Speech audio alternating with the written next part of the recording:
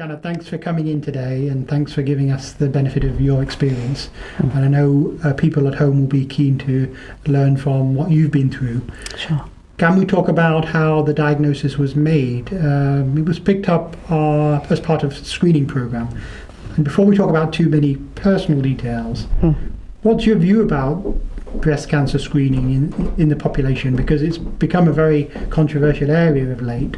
You know, whether we hit the right balance of recall and false positives to false negatives, because there's always some error rate in any surveillance program. But do you think it works well, given what you went through?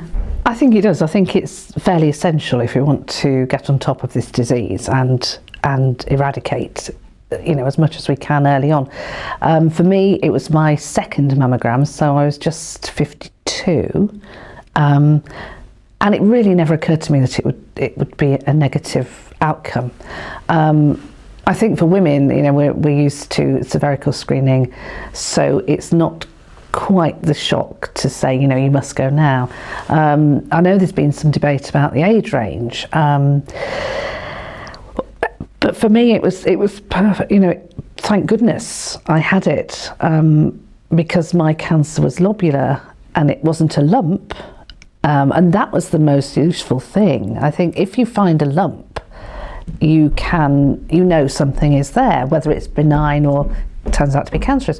But when you have a lobular cancer that's inside you and cannot be seen, I must say that this could only be seen on one view of the mammogram, because they take one view upright and another view to the side. I don't know which one it could be seen on, but the surgeons could only see it one way. So when you've got a hidden element, it could have been there for years, and I would have been in a worse position. So finding out then, relatively early, was a boon for me. Looking back, at the time it was horrid, but the screening process, I think, is good.